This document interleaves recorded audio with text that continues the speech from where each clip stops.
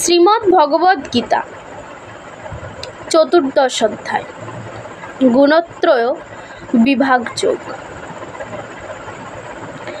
শ্রী ভগবান উবাচ পরং ভুয়ো প্রবক্ষ্যামি জ্ঞানানং জ্ঞানমুত্তমং মম যজ্ঞাত্তা মুনয় সর্বে পরং সিদ্ধির্মিতো গতা। ভগবান শ্রীকৃষ্ণ বললেন, সমস্ত জ্ঞানের মধ্যে সেই উত্তম পরম জ্ঞানের কথা পুনরায় বলছি, যা জেনে মুনিগণ এই সংসার বন্ধন হতে মুক্ত হয়ে পরম সিদ্ধি লাভ করেছেন।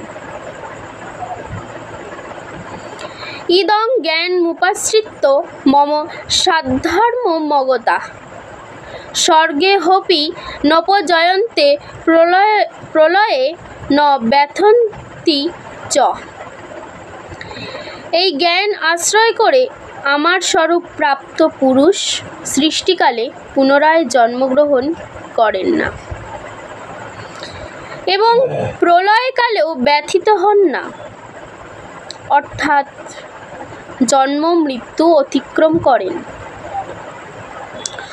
মম যোনির মহৎ ব্রহ্ম তস্মিন গর্ভং দধাম্যহম সম্ভব সর্বভূতানাং তত ভবতি ভারত। হে অর্জুন,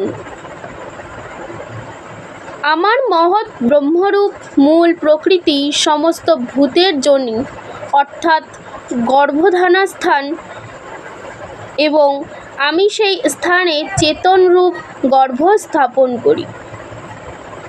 সেই জড় ও চেতনের সংযোগেই সর্বভূতের উৎপত্তি হয়। সর্বজনীষু কৌন্তেয় মূর্তায় সম্ভবন্তি যা তাস্যাং ব্রহ্ম মহৎজনিরহং বীজপ্রদ পিতা।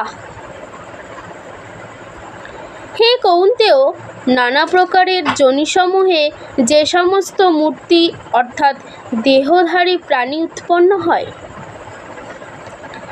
প্রকৃতি তাদের গর্ভধারণকারী মাতা এবং আমি বীজ বপনকারী পিতা। সত্যং রজতমস্তম ইতি গুণা প্রকৃতি সম্ভবা নিবধ্নন্তি মহাবাহ দেহে দেহিনম ব্যয়ম।